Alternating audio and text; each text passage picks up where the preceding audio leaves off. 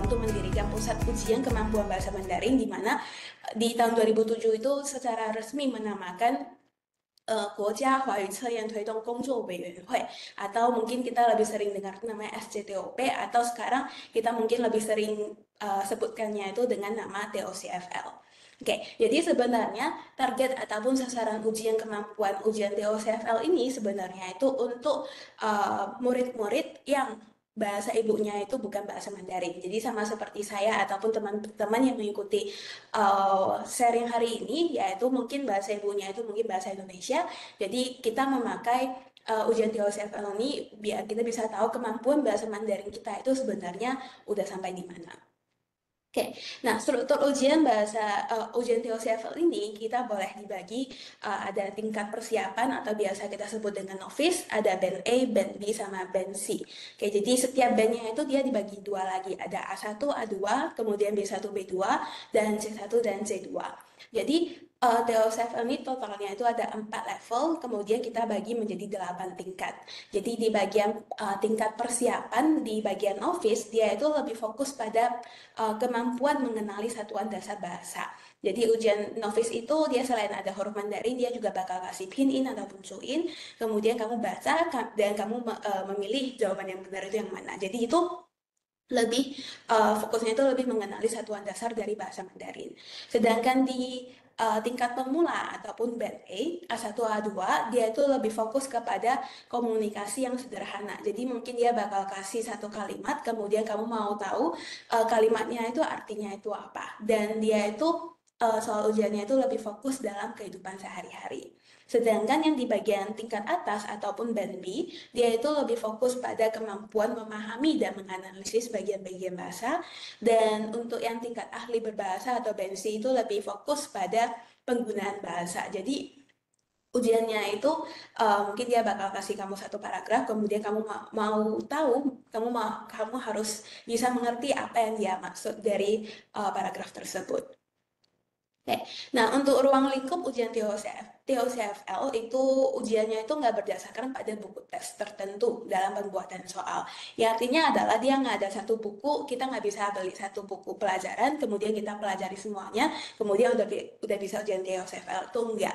Jadi ujian TOCFL itu dia lebih fokus pada kehidupan sehari-hari. Kayak seperti contoh misalnya iklan dalam bahasa Mandarin ataupun program radio, pengumuman, pidato, surat, dan lain sebagainya. Jadi yang di dua gambar ini adalah salah satu contoh soal ujian TOEFL, di mana yang di sebelah kiri ini adalah dia itu adalah sebuah brosur di Taiwan. Jadi kalau misalnya kita di Taiwan, tinggal di Taiwan tuh kita beneran di jalanan itu kita kayak bisa lihat kertas seperti ini. Jadi kita bisa harus memahami sebenarnya di dalam kertas ini tuh yang dimaksudnya itu apa. Jadi yang di sebelah kiri ini adalah salah satu contoh iklan di mana iklan sewa rumah. Jadi ada pemilik rumah itu dia mau sewa rumahnya, kemudian kita harus bisa tahu yang dia mau sewa rumahnya itu kamar yang seperti apa. Oke, jadi ini adalah salah satu contoh soal ujian yang ada di ujian TOCFL. Jadi dia itu lebih fokus pada kehidupan sehari-hari. Oke. Nah, jenis-jenis ujian TOEFL kita bisa dibagi menjadi 3 bagian. Yang pertama itu adalah mendengarkan dan membaca. Jadi mendengarkan sama membaca itu dia satu paket, kemudian ujian berbicara dan ujian menulis. Ketiga ujian ini semuanya itu sekarang udah pakai sistem komputer. Jadi kita ujiannya itu semuanya udah pakai komputer semua, jadi kita nggak pakai kertas lagi. Dan untuk ujian mendengarkan dan membaca itu sekarang sudah ada yang namanya CAT. Nanti saya di belakang bakal jelasin sebenarnya ujian CAT itu ujian yang seperti apa. Oke, jadi entah itu di Taiwan ujiannya ataupun di Indonesia sekarang tuh kebanyakan udah berbasis komputer. Oke, nah ujian TOEFL CAT ataupun ujian adaptif berbasis komputer yang sekarang ini itu adalah soal ujiannya itu akan keluar sesuai dengan kemampuan kita masing-masing. Jadi seperti contoh misalnya hari sebelum pas saya mendaftar ujian, dia bakal tanya ke kamu kira-kira kemampuan Mandarin kamu itu sampai di mana. Jadi pas saya daftar mungkin saya bisa tahu dulu kira-kira mungkin saya band A misalnya. Jadi saya bakal pilih band A, kemudian nanti di hari H ujiannya itu dia bakal soal pertama yang keluar itu dia bakal kasih kamu soal yang band A. Tapi setelah soal pertama, soal kedua, ketiga dan berikutnya soalnya itu bakal keluar sesuai dengan kemampuan ataupun jawaban dari soal yang kamu kerjakan. Jadi hari ini kalau misalnya soal ujian yang kamu kerjakan itu benar semua, ya artinya soal pertama kamu benar, maka soal kedua itu dia bakal kasih lebih susahnya lagi. Kalau soal kedua benar lagi, maka soal ketiga itu bakal lebih susah lagi. Jadi soal ujiannya itu sangat-sangat tergantung dengan kemampuan kamu sendiri. Oke, jadi semakin banyak yang kamu kerjakan itu benar, maka soal yang akan dikeluarkannya itu akan semakin susah. Tapi kalau misalnya hari ini soal pertama kamu salah, maka soal kedua itu dia mungkin bakal lebih mudah lagi. Jadi dia tergantung banget dengan kemampuan kamu. Dia bakal menyesuaikan dengan kemampuan setiap peserta ujian. Oke, jadi di sistem CAT ini itu bank soalnya itu sangat besar. Jadi mungkin dari TOCFL sendiri itu mereka punya ribuan ataupun puluh ribuan soal ujian. Jadi dia dari sistemnya sendiri itu dia akan secara acak dan sesuai dengan kemampuan kamu untuk memberikan soal berikutnya itu kepada kamu. Oke, dan peserta ujiannya itu juga nggak harus memilih level ujian. Jadi kalau dulunya itu sebelum ada sistem CAT, kita ujiannya itu kita cuma boleh pilih salah satu level doang. Kalau misalnya kamu hari ini memilih level A misalnya, nah maka soal ujiannya itu semuanya hanya soal level A doang. Dia nggak ada level B, level C itu nggak ada. Oke, tapi kalau sekarang yang CAT, kalau misalnya hari ini kamu pilih level A, kamu ada kemungkinan nanti di selesai ujiannya itu ada kemungkinan kamu bisa mendapatkan level B ataupun level C. Jadi dia itu beneran tergantung dengan kemampuan kamu. Oke, nah untuk ujian CAT ini tingkat ujiannya itu ya seperti yang saya bilang tadi yaitu kamu nggak perlu memilih level ujian kamu. Jadi dia mengukur sesuai dengan tingkat kemampuan kamu sendiri. Dan soal ujiannya itu banyak. Oke, dan dia akan sesuaiin dengan kemampuan kamu. Dan jumlah soal ujiannya itu adalah lebih kurang 35 soal. Oke, jadi 35 soal ini kalau udah kamu selesaiin, ya udah kamu ujiannya itu udah selesai. Dan yang perlu diperhatikan adalah ujian THT itu dia nggak boleh jumlah soal yang kamu kerjakan itu nggak boleh lebih di bawah 25 soal. Oke. Dan untuk mekanisme pengecekannya itu adalah kamu nggak bisa memperbaiki jawaban kamu. Jadi kalau misalnya hari ini kamu sudah mengirim jawaban kamu, maka kamu udah nggak bisa menggantinya lagi. Jadi pas mengerjakan ujiannya itu perlu hati-hati. Soalnya dia itu kan sesuai dengan kemampuan kamu. Jadi kalau misalnya hari ini jawaban kamu salah, maka soal berikutnya itu akan lebih mudah. Kalau misalnya hari ini soal pertama jawaban kamu benar, maka yang soal kedua itu akan lebih susah dan seterusnya. Jadi ketika mengerjakan ujian CHT-nya itu kamu perlu memperhatikan jawaban kamu sendiri. Jangan sampai salah pilih karena sudah tidak bisa mengganti jawaban kamu. Oke, nah kalau misalnya kamu mau mengikuti ujian TOCFL, di sini dari pihak TOCFL sendiri dia juga memiliki saran. Kira-kira kalau misalnya hari ini kamu mau ujian yang di level berapa, kamu mungkin harus mengetahui jumlah kosakatanya. Seperti contoh misalnya kalau kamu mau mengikuti band A, kemudian kamu pengen lulus level A2 misalnya. Nah, A2 ini jumlah rekomendasi, jumlah kosakatanya itu adalah 1.200. Jadi hari ini kamu minimal mungkin harus bisa menguasai 1.200 kosakata. Oke, dan di sini dia juga ada rekomendasi waktu belajar. Kalau misalnya hari ini kamu berada di negara yang tidak berbahasa Mandarin, seperti contoh kamu belajar Mandarin di Indonesia, maka mungkin kamu harus lebih kurang belajar 480 sampai 720 jam. Tapi kalau misalnya hari ini posisi kamu itu ada di Taiwan, berarti jumlah waktu belajar kamu itu mungkin lebih kurang 240 sampai 360 jam. Oke, jadi ini hanya saran doang sih kalau misalnya kamu hari ini pengen mengikuti ujian, kemudian kamu juga nggak tahu kemampuan kamu sampai mana, mungkin kamu bisa hitung-hitung sendiri. Kamu jumlah jam belajar kamu udah berapa lama, kemudian kamu udah menguasai berapa kosakata dan sebagainya. Jadi ini cuma saran doang buat kamu kalau misalnya kamu mau mengikuti ujian TOCFL. Oke, kemudian dari pihak TOCFL sendiri dia juga kasih satu file kosakata di mana totalnya itu ada dari 8.000 kosakata TOCFL. Jadi kamu bisa download file ini, kemudian di filenya itu dia ada bagi yang novice atau yang band E atau band B, C dan lain sebagainya. Kamu bisa download, kemudian kamu juga boleh mempelajari sendiri. Jadi seperti contoh misalnya ini yang level novice 1, kemudian di sininya itu dia ada kasih tahu, oh kosakatanya itu ada kosakata apa aja, kemudian pinyin-nya itu apa, dan cuy-nya itu apa. Jadi ini cuman sebuah rekomendasi kalau misalnya hari ini kamu pengen belajar kosakata Mandarin, tapi kamu nggak tahu mau belajar dari mana, kamu boleh mendownload file ini dan kamu boleh mempelajarinya sendiri. Oke. Nah, apa sih kegunaan mengikuti ujian TOCFL ini? Oke, jadi untuk ujian TOCFL ini adalah contoh hasil ujian TOCFL yang paling baru yang dari tahun 2021, yaitu di hasil ujiannya itu dia ada hasil dari CEFR, kemudian ACTFL sama TBCL. Jadi kalau CEFR itu adalah yang dari Eropa, kemudian ACTFL itu dari Amerika, sedangkan dari Taiwan sendiri itu dia ada TPCL. Yang artinya adalah kalau di hasil ujiannya ini, kalau dia ada CEFR, ACTFL, sama TPCL, artinya di luar negeri sana mereka juga bisa tahu kira-kira kemampuan kamu itu sampai di mana. Ya, jadi seluruh dunia itu bisa tahu, oh kira-kira kemampuan bahasa Mandarin kamu itu sampai di mana. Oke, jadi di hasil ujian yang sekarang ini, dia itu memiliki informasi lengkap di mana termasuk skor ujian kamu. Di sini dia ada skor, jadi kayak misalnya yang mendengarkan kira-kira skor kamu itu berapa, kemudian kamu mendapatkan yang level berapa gitu. Kemudian tingkat kelulusannya dan detail kemampuannya. Detail kemampuannya itu ada di yang sebelah kanan ini, jadi dia bakal kasih tahu ke kamu, oh misalnya listening kamu itu lulusnya itu C2 misalnya. Nah, jadi kalau C2 itu kira-kira kemampuannya itu sampai di mana, di hasil ujiannya itu dia bakal menjelaskan kemampuan kamu itu kira-kira sampai di mana.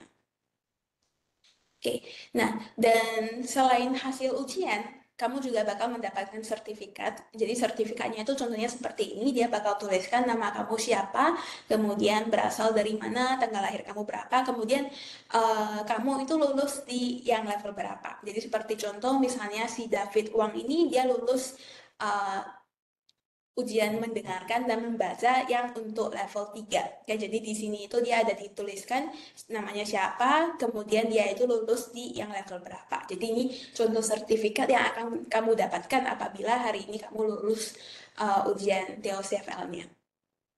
Oke, nah selain itu kegunaan sertifikatnya itu ada apa saja? Yang pertama itu adalah penerimaan mahasiswa overseas Chinese, yaitu kalau misalnya hari ini posisi kamu itu ada di Indonesia, kemudian sekarang kamu mungkin SMA, jadi kalau misalnya kamu hari ini mau datang ke Taiwan untuk kuliah, mungkin salah satu jalurnya itu adalah melalui Hawaii Lianzhao yang diadakan oleh OCAC. Nah, jadi kalau misalnya hari ini kamu mau daftar ujian, mau daftar kuliah di Taiwan, kamu bisa memakai sertifikatnya. Jadi pihak universitas yang ada di Taiwan itu bisa tahu kira-kira kemampuan bahasa Mandarin kamu itu sampai di mana. Oke, kemudian yang kedua untuk mahasiswa internasional, kalau misalnya hari ini kamu datangnya itu lewat jalur internasional, maka kamu bisa memakai sertifikat ini untuk mengajukan beasiswa bahasa Mandarin, beasiswa dari pemerintah Taiwan sendiri. Oke, jadi sebenarnya sertifikat ini sangat berguna bagi kamu untuk mengajukan beasiswa. Kemudian untuk kuliah di Taiwan sebenarnya itu sekarang kayaknya aku udah lupa mulai tahun lalu atau 2 tahun lalu, sekarang kebanyakan universitas yang ada di Taiwan itu uh, minta murid merekanya itu harus minimal ujian TOCFL itu minimal A2. Ya, jadi kalau misalnya kamu hari ini bisa dapat yang level A2, maka kamu baru bisa mendaftar universitas yang ada di Taiwannya itu. Oke, kemudian yang ketiga yaitu adalah bekerja di Taiwan. Jadi sekarang kalau misalnya mau bekerja di Taiwan, kita juga harus minimal mendapatkan sertifikat ujian TOCFL-nya ini. Jadi kalau misalnya hari ini kamu lulus di level 3, maka kamu bisa mendapatkan 20 poin. Kalau misalnya level 4 berapa poin, level 5 berapa poin. Soalnya sekarang kalau mau kerja setelah lulus di Taiwan, mau tetap kerja di Taiwan, dia itu punya satu penilaian, kemudian total nilainya itu ada 70 poin. Minimal 70 poin, kamu baru bisa mengajukan visa kerja. Nah, dari 70 poin ini, sebenarnya dia bagi beberapa pilihan, seperti kayak misalnya pengalaman kerja kamu atau misalnya kayak edukasi kamu dan lain sebagainya. Jadi di salah satu pilihannya itu ada di bagian bahasa. Nah, bahasanya itu seperti yang dituliskan di sini. Kalau misalnya hari ini kamu lulus yang misalnya level 4, kamu udah ada 25 poin. Jadi kan totalnya itu 70 poin untuk mengajukan visa kerja. Jadi 70 kurang 25 berarti kamu tinggal sisa cari lagi 45 poin. Kira-kira 45 poin itu kamu bisa dapat dari mana? Oke, jadi sebenarnya dengan mengikuti ujian TOEFL ini sebenarnya sangat bisa membantu kamu entah itu mau kuliah ataupun mau kerja di Taiwan. Oke, nah selain itu sertifikat TOEFL ini juga sebenarnya diakui di Indonesia yaitu di bagian LPDP, yaitu LPDP itu adalah organisasi yang menyediakan berbagai beasiswa. Kemudian salah satunya itu adalah referensi beasiswa untuk beasiswa yang diberikan oleh LPDP. Jadi kalau misalnya kamu hari ini mau mengajukan beasiswa lewat organisasi ini, maka kamu juga harus melampirkan sertifikat TOCFL. Oke, nah selain itu tentu saja juga ada peluang karir. Jadi TOCFL ini sendiri, dia kalau misalnya hari ini ada perusahaan yang cari ke TOCFL, kemudian nanya apakah ada kenalan atau mungkin peserta ujian yang udah lulus level berapa dan lain sebagainya. Sebenarnya TOCFL sendiri itu kadang mereka juga bakal mengirimkan email kepada kita, kepada para peserta ujiannya, dan bakal kasih tahu, oh misalnya perusahaan A, misalnya mungkin dia lagi butuh orang yang seperti apa. Oke, itu cuma contoh doang. Jadi seperti contoh yang ada di websitenya mereka, di sini itu dia ada yang di bagian ini, yaitu bagian Indonesia. Di dua perusahaan ini itu dia mungkin perlu orang-orang yang seperti apa saja. Ya, jadi sebenarnya kita kalau misalnya mau cari kerja juga, sebenarnya juga bisa lewat dari websitenya TOCFL. Karena mereka juga akan membagikan peluang karir untuk murid-murid seperti kayak dari Indonesia atau dari Vietnam dan lain sebagainya. Oke, jadi itu adalah yang bagian pertama yaitu pengenalan ujian TOCFL. Nah, sekarang di bagian kedua itu saya bakal menjelaskan tentang jenis ujian dan tipe soal ujian yang ada di TOCFL ini. Oke, ujian TOCFL sekarang ini itu penjelasan soal ujiannya. Sekarang itu udah ada 9 macam bahasa. Dan salah satunya itu adalah bahasa Indonesia. Jadi kalau misalnya hari ini kamu pengen mengikuti ujian yang di level novice ataupun yang di bagian band A, sekarang dia itu ada penjelasannya itu dalam bahasa Indonesia. Nah, dengan bahasa Indonesia itu juga bisa membantu kita para peserta ujian itu lebih memahami cara menjawab soal ujiannya dan juga bisa mengurangi rasa cemas saat ujian. Kalau misalnya hari ini semuanya dalam bahasa Mandarin kan kita juga kadang bisa gugup ya kalau misalnya mau mengikuti ujian. Oke, jadi dia untuk penjelasannya itu dia bakal pakai bahasa Indonesia. Oke, nah seperti yang saya bilang tadi di awal, jenis ujian TOCFL sendiri itu dia bagi 3, yaitu mendengarkan dan membaca, kemudian berbicara dan menulis. Untuk hari ini saya bakal lebih fokus di bagian mendengarkan dan membaca. Soalnya dilihat kayaknya sepertinya kebanyakan orang itu mau kuliah di Taiwan. Jadi untuk kuliah di Taiwan itu kita sebenarnya lulus yang mendengarkan dan membaca saja itu udah bisa. Oke, jadi saya bakal mulai dari bagian ujian mendengarkan. Nah, untuk ujian mendengarkan sendiri, di setiap tingkatan ujiannya itu berbeda-beda. Oke, seperti kayak di bagian novice, dia itu totalnya ada 3 bagian, kemudian waktu ujiannya itu lebih kurang 25 menit doang. Sedangkan di bagian A, band A, itu ada 4 bagian. Oke, jadi total waktu ujiannya itu lebih kurang 60 menit, dan band B, band C-nya itu lebih ke percakapan dan paragraf ataupun kalimat, dan total waktu ujiannya itu lebih kurang 60 menit. Oke, jadi di sini saya bakal kasih contoh soal ujian. Kira-kira kalau misalnya mau ujian yang band A, itu ujiannya itu kira-kira soalnya seperti apa? Bagian yang pertama yaitu adalah perhatikan gambar kemudian menjawab. Jadi untuk yang listening itu kan berarti dia bakal putar audionya mereka sendiri. Kemudian setelah kita dengar audionya, kita harus memilih jawabannya. Jadi seperti yang di bagian pertama ini, dia nanti di soalnya itu dia bakal kasih gambar seperti ini. Kemudian kita di audionya itu dia bakal sebutkan pilihan A itu apa, pilihan B itu apa, pilihan C itu apa. Jadi kan kita perlu dengar A, B, C-nya itu apa, kemudian kita pilih jawaban yang benar itu yang mana. Yaitu di bagian yang pertama. Kemudian yang bagian kedua yaitu adalah pemahaman pertanyaan dan jawaban. Jadi mungkin di bagian kedua ini di audionya itu dia bakal ada percakapan singkat antara dua orang, mungkin satu cowok, satu cewek. Setelah dia percakapannya selesai, kita perlu memilih gambar yang benar itu yang mana, yang A, B, atau yang C, seperti itu. Kemudian yang ketiga yaitu sama juga pemahaman dialog, tapi percakapannya ini itu udah nggak bukan dua kalimat doang, mungkin lebih dari dua kalimat, yaitu mungkin empat kalimat. Jadi mungkin cowok cewek gitu. Jadi dua kali dialognya, kemudian kita pilih yang jawabannya itu yang A, B, atau yang C. Oke, dan yang terakhir yaitu adalah mungkin dia itu dalam satu kalimat atau mungkin dalam satu paragraf, kemudian kita memilih jawaban yang benar itu yang mana. Jadi ini kira-kira untuk yang ujian mendengarkan yang band A. Oke, kemudian kalau yang ujian membaca, kayak ujian membaca itu sebenarnya sama juga, hampir sama dengan yang mendengarkan, cuman bedanya itu adalah ujian membaca itu kita semuanya itu baca dalam bahasa Mandarin, kemudian ada beberapa bagiannya itu untuk yang band A dia ada dikasih soalnya itu dalam bentuk gambar. Kayak seperti contoh di bagian membaca bagian pertama yaitu pemahaman kalimat. Jadi dia bakal kasih satu kalimat ini, kemudian kita perlu memahaminya, kemudian pilih jawabannya itu yang A, B, atau yang C. Oke, kemudian ada juga dia bakal kasih satu gambar, kemudian tiga kalimat bahasa Mandarin, kemudian kita harus memilih kalimat mana sih yang sesuai dengan gambar yang ada di sebelah kiri ini. Oke, jadi ini yang bagian kedua. Kemudian yang bagian ketiga, dia itu bakal kasih satu gambar, kemudian dia bakal ada beberapa pertanyaan, kemudian kita tinggal isi jawabannya itu yang A, B, atau yang C. Oke, dan yang keempat yaitu satu paragraf, kemudian di dalam paragrafnya itu ada beberapa bagian yang perlu diisi. Jadi kita tinggal memilih yang untuk nomor satu itu pilihannya itu yang A, B, C atau yang F gitu. Jadi ini yang bagian keempat dan yang bagian terakhir yaitu adalah dikasih satu paragraf pendek, kemudian kita menjawab pertanyaannya. Oke, jadi ini adalah contoh soal untuk yang ujian membaca.